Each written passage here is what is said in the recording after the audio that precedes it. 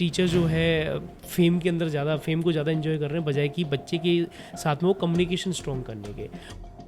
आपने क्या देखा कि यार स्टार है, वो यूट्यूब स्टार है, उन्हें ले आए और ताकि उनकी फ़ैन फॉलोइंग की वजह से बच्चे आए। और पहली बात तो स्टार एडुकेटर या टीचर नहीं होते, स्टार बच्चे होते हैं जिनको आप पढ़ा रहे हो।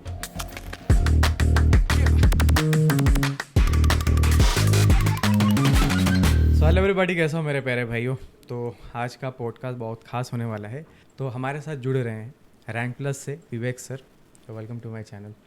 Thank you sir.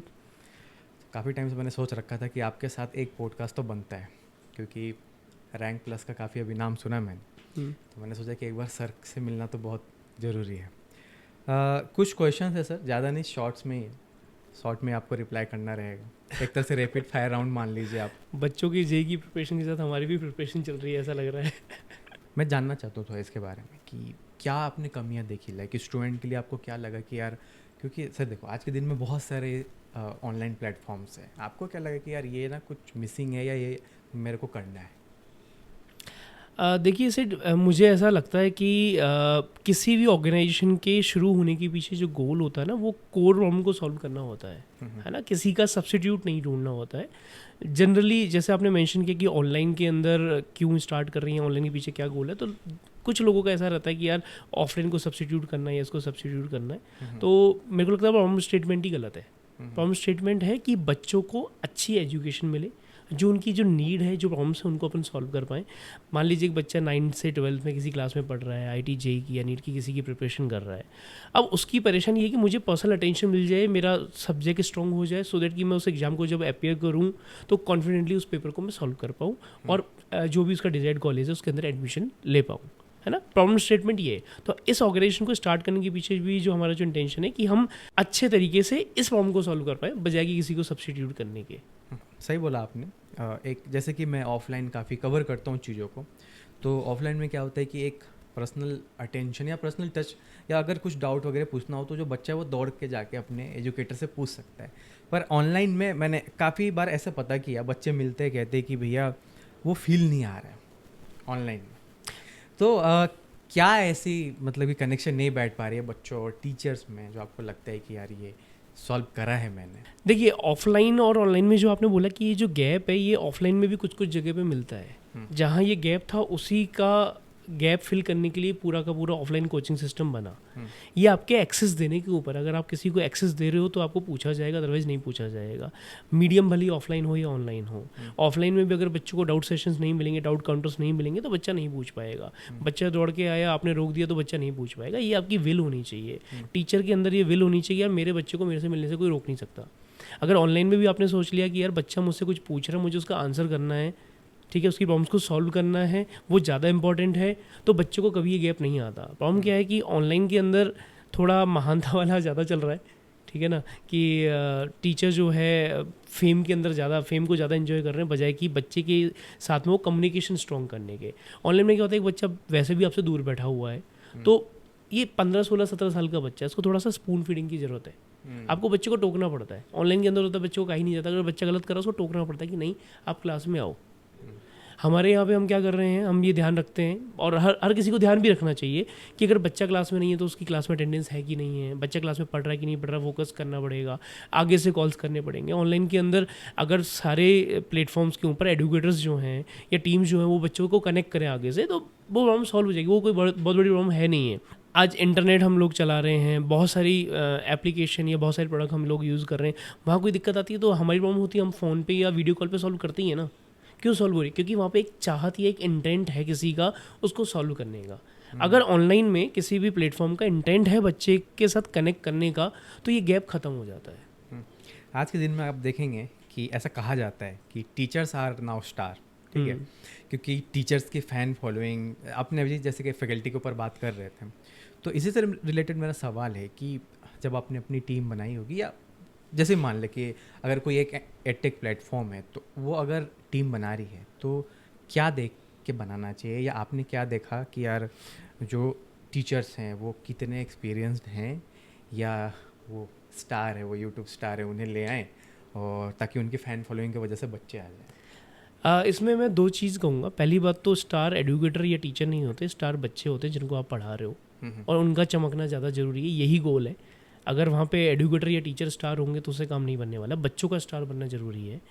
दूसरी चीज़, हम लोग जब टीम बिल्ड करते हैं हम हमेशा देखते हैं कि पैशन है कि नहीं है, उसका मोटिव क्या है ना। आज हमारे यहाँ कोई एडुकेटर, लेट से मैं बात करता हूँ हिमांशु सर की, हिमांशु सर को कहा जाए कि सर रात को 9 बजे क्लास लेनी है, तो उनका इफेक्ट बट नहीं आता कि यार क्यों क्लास लेनी है। जो जज्बा है ना काम करने का, वो बहुत ज़्यादा इंपॉर्टेंट है। आपके पास कोई रीज़न नहीं होना चाहिए आपके उस काम को करने का। कोई कहता है कि जैसे मेरे को वीडियो रिकॉर्ड करना पसंद है, तो उसके पास कोई वजह नहीं होनी चाहिए कि यार मेरे को ये करने में ये दिक्कत आ रही है। तो जब हम टीम बनाते हैं देखते हैं उनके अंदर वो पैशन, वो जज्बा कितना अच्छा है।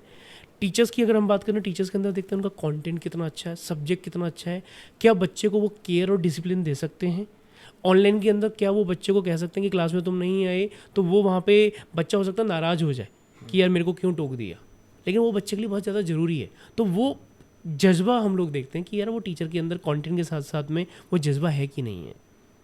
क्योंकि हमारे यहाँ जो टीचर्स हैं उन्होंने भी रैंक निकाली हैं, उनका भी कुछ फेम रहा होगा, लेकिन मुझे लगता है फेम कहीं से आता नहीं है, खुद बनता है। और इम्पॉर्टेंट है प्रॉब्लम को सॉल्व करना। आपने काफ़ी साल ऑनलाइन पढ़ाया भी है, आपको भी काफ़ी एक्सपीरियंस है, तो मैं जानना चाहूँगा कि जो बच्चे हैं ऑनलाइन में, मतलब कि क्या आपको ऐसा लगता है कि और उनके लिए किया जा सकता है बच्चों के लिए अलग, ताकि वो और ज़्यादा, क्योंकि क्या होता है कि ऑनलाइन के आने की वजह से गांव से भी जो बच्चे हैं उनको एक मौका मिला कनेक्ट होने का, पढ़ने का। तो आपको ऐसा क्या लगता है कि और उन्हें कनेक्ट कराने के लिए क्या अलग करने वाले हैं? क्या अब ऐप पे कुछ अलग है? कुछ थोड़ी आपके बारे में जानना चाहूँगा कि क्या अलग आपने क्या करा है तो। देखिए, मैं एक इसमें ना बहुत कॉमन एग्जांपल देता हूँ कि एक फोक जो होता है, आपको अगर राइस खाने हैं या कुछ खाना है तो फोक का फोक होना बड़ा इंपॉर्टेंट है। उसमें यूनिक करने के लिए अगर उसकी एक लेग को आप बेंड कर दोगे 45 डिग्री एंगल पे, तो उससे उसका पर्पज़ पूरा नहीं होता है। तो ऑनलाइन में कुछ आपको अलग करने की ज़रूरत नहीं है। सबसे इंपॉर्टेंट है कि जो एक बच्चे को चाहिए, जो ऑफलाइन में जो डिलीवर हो रहा है, सबसे पहले इंपॉर्टेंट है क्या वो आप डिलीवर कर पाओगे, क्या वो कर सकते हो, वो इम्पॉर्टेंट है। एक बच्चे को क्या चाहिए होती है, सिंपल सी चीज़ है, उसको एक अच्छा कंटेंट चाहिए जो टीचर्स के पढ़ाएं, टाइम पे सिलेबस हो, टाइम पे मॉनिटरिंग हो, बच्चा डेली पढ़ रहा है कि नहीं पढ़ रहा उसकी ट्रैकिंग हो, बच्चा जो है डेली डाउट पूछ रहा है कि नहीं पूछ रहा है वो ट्रैकिंग हो, और बच्चे और टीचर के बीच में कोई दीवार ना हो। बच्चा जब चाहे टीचर से बात कर पाए, टीचर जब चाहे तब बच्चे से बात कर पाए, ये होना इंपॉर्टेंट है। उसमें कुछ यूनिक करने की ज़रूरत नहीं है। बहुत सिंपल सी प्रॉब्लम है कि बच्चे ने सब्जेक्ट सीखना है और आपने वो सब्जेक्ट उसको बहुत अच्छे से सिखाना है। कॉन्फिडेंस उस बच्चे के अंदर डेवलप हो, उस बच्चे की पर्सनैलिटी में वो सब्जेक्ट सीखने के बाद में उसकी बॉडी लैंग्वेज में नज़र आना चाहिए। सिंपल सा प्रॉब्लम है। राइट सर, एक और सवाल है मेरा, और ये थोड़ा सा मतलब कि आपको बताना पड़ेगा, लेकिन इस पे भागना नहीं है। नहीं, अभी भी मैं भागा नहीं हूँ। हाँ, तो सवाल ये है कि आज के दिन में देखा जाए कि एडटेक स्टार्टअप का कल्चर बहुत ज़्यादा है, ठीक है। तो इसमें कहीं ना कहीं मुझे भी सुनने में आया, लोग बातें करते हैं कि यार आज के दिन में स्टार्टअप आ रही है, लाइक वो फंडिंग ले रही है, वो प्रॉफिट बनाना चाहती हैं, वो एक पर्पस सॉल्व करना नहीं आ रहे हो, प्रॉफिट बनाना ही उनका मेन मोटिव है। आपको क्या लगता है इस पे, आपका क्या मोटिव है? मेरा ये मानना है कि किसी भी ऑर्गेनाइजेशन का पैसा बनाना बुरी बात नहीं है, बट किस वैल्यू पे बनाया गया वो इम्पोर्टेंट है। एक बच्चे के साथ में जो आपके कमिटमेंट इन्वॉल्व है वो है उसको सब्जेक्ट सिखाना, उसकी परेशानी को सॉल्व करना। अगर वो सॉल्व किए बिना अगर आप कर रहे हो तो फिर आप गलत कर रहे हो, है ना। एक सिंपल सा, आप एक वेजिटेबल स्टोर पे जाते हो, अगर आप सब्जी गलत ले लेते हो, ख़राब आ जाती है, तो वेजिटेबल वाला भी कहता है कि कोई बात नहीं भैया, ये वापस दे दो, आप उसके पैसे वापस दे देता हूँ। इतना ईमान धर्म उसका भी होता है। तो कोई भी अगर बिजनेस है किसी भी डोमेन के अंदर है, तो उसके अंदर आपको ये रखना पड़ता है कि यार आपने जो कमिटमेंट किए हैं उसके अगेंस्ट अगर आप कोई फीस ले रहे हो, वो कमिटमेंट आप पूरे कर रहे हो, तो उसमें कोई प्रॉब्लम नहीं है। भाई कॉन्स्टिट्यूशन के अंदर कोई इलीगल तो है नहीं है किसी भी प्राइवेट लिमिटेड कंपनी का प्रॉफिट बनाना, बट वो वैल्यूज़ डिलीवर करना ईमानदारी के साथ, उसकी जिम्मेदारी लेना वो इंपॉर्टेंट है। लोग क्या करते हैं, जिम्मेदारियों से भागते हैं, वो सही चीज़ नहीं है। नहीं, कहीं ना कहीं सर थोड़ा सा एक बच्चों के मन में ट्रस्ट इशू आया है कुछ टाइम में। मैं किसी का नाम लेना नहीं चाहूँगा, जो कि आप एक्सपीरियंस हो इस फील्ड में, इसलिए मैं आपसे सवाल पूछ रहा हूँ कि टीचर्स को लेके भी बच्चों के मन में ये हो जाता है थोड़ा सा कि यार कहीं ये छोड़ के ना चले जाए हमें कहीं और। तो लाइक स्टेबिलिटी वाइज कैसे मतलब कि मेंटेन करोगे, चीज़ें सब स्टेबल रहेगा?